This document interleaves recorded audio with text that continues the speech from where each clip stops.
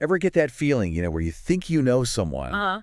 and then bam, it's like the ground opens up beneath you and you Mm-hmm. realize, wow, I had no idea who this person really was. I know exactly what you mean. That's kind of what we're dealing with today, this whole idea of deception. Oh, absolutely. And, how someone can keep up a lie for so long. Right. It's fascinating, right? Totally. So today we're going to deep dive into this story about Okay. Karina, a therapist. Oh, wow, a therapist. It's crazy, right? Yeah. And she basically created this whole web of lies. Like she was living a completely different life. Oh, wow. And we've got interviews with Naomi, who is her colleague and friend, and John, another colleague. Got it. And I got to say, reading through these interviews, I was sucked in at first. Really? Oh, yeah. I was like, wow, this poor woman. But then as we started digging deeper, Yeah. it was like, wait a minute, something's not right here. It's amazing how persuasive these manipulators can be. And that's what's so scary, right? Yeah. Because we all want to believe the best in people, especially those we trust. Exactly. You want to give people the benefit of the doubt. Right. And Karina was really good at playing on that trust.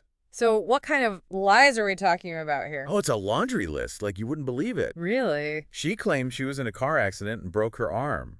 Oh. Then there was her father, multiple heart attacks. Oh, geez. And then her grandparents, she said they died in a car crash. Wow, that's awful. Oh, and it gets worse.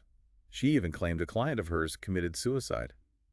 No way. Yeah, and made up stories about tragedies happening to a friend's family. It's like she was making stuff up left and right. Exactly, and it makes you wonder why. Right. What was the point of all these lies? Was it just for attention?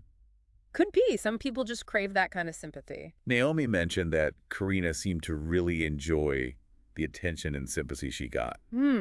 That's interesting. Yeah, like it almost fed her or something. Yeah. I mean, it could be a sign of something deeper going on. Like what?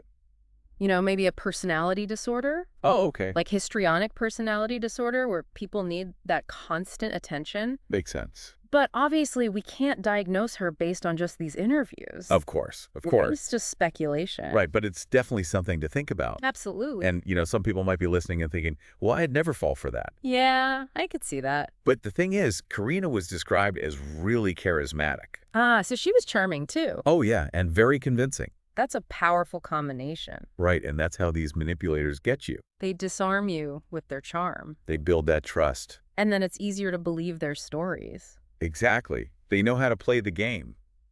Unfortunately. And that's what makes it so dangerous. Yeah. Once that trust is broken. It can be really hard to recover. For sure. And the damage can be significant. Absolutely. And it wasn't just, like face-to-face stuff.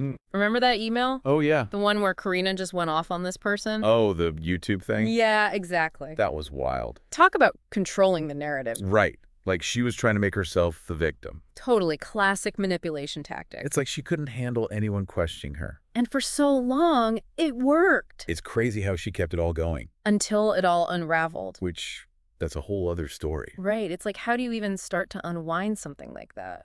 Well, for Naomi, it was reaching out to someone outside the situation. Oh, interesting. Who did she contact? Karina's mother. Wow, bold move. She had to know, right? What did she find out? Everything Karina had said, basically all lies. No way, seriously. Yep, no car accident, no heart attacks, no dead grandparents. It's like her whole life was a fabrication. It's mind-blowing, right? Totally. And what did the mother say about all this? Well, that's the really telling part. Okay, I'm listening. She said, the wheels fall off like this when she gets stressed. Whoa, hold on. So this wasn't a one-time thing. Sounds like it. That's chilling. Right. Like this was a pattern for Karina. Makes you wonder if she was even aware of it. Or if it was just like this automatic response. Right, like a coping mechanism gone wrong. And the impact on everyone around her, huge. I can only imagine. Naomi talked about feeling so betrayed. Of course. Like her whole world had been turned upside down. And their trust just shattered. Gone completely. And legally, could Karina be held responsible for any of this? That's the tough part. Right, because how do you prove emotional damage? Exactly. It's not like a physical injury. But the harm is real. Absolutely. So it's important to be aware of this kind of manipulation. For sure, even if it's not as extreme as this case. It's about recognizing the signs. Setting boundaries, trusting your gut. Exactly. Those are key takeaways. Because we've all probably encountered some level of manipulation. At some point, yeah, it's out there. So what can we do to protect ourselves?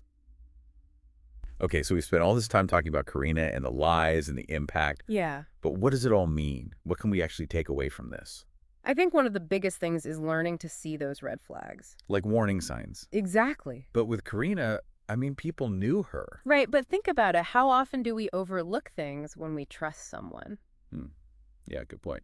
So looking back, it's like, wow, all those tragedies, the excuses, the blaming others. Well, that's like a textbook case, right? In a way, yeah. But we have to remember manipulation is often subtle. Okay, so how do we avoid missing those signs? Well, first, don't be afraid to question things. Even if it's someone you're close to. Especially then, if something feels off, ask for clarification. And trust your gut. Absolutely. If your instincts are screaming something's wrong, listen to them. It's like, if it seems too good to be true, Right. There's probably more to the story. and Naomi, she finally got that outside perspective Yep. talking to Karina's mom. That can be so crucial, getting a different viewpoint. Like a reality check. It's exactly. Because sometimes we're too close to see clearly. And boundaries, those are important too, right? Huge. Naomi tried to be supportive, but it enabled Karina's behavior. Yeah, it's tough. You want to help your friends. But you also have to protect yourself. Finding that balance, that's the key. Exactly. It's not about being suspicious of everyone. Right, but having healthy skepticism. And knowing when to step back. So at the end of the day, what's the big takeaway here? Deception, it can be really hard to spot. It can be disguised as charm, vulnerability. Exactly. But by being aware, setting boundaries, trusting ourselves, We can protect ourselves. we can navigate those tricky situations. Well, this has been a fascinating deep dive, if a little unsettling. It definitely makes you think. That's for sure. And for everyone listening, remember, knowledge is power. Stay curious, stay informed. And trust your instincts. Couldn't have said it better myself. Thanks for joining us, and we'll see you next time for another deep dive.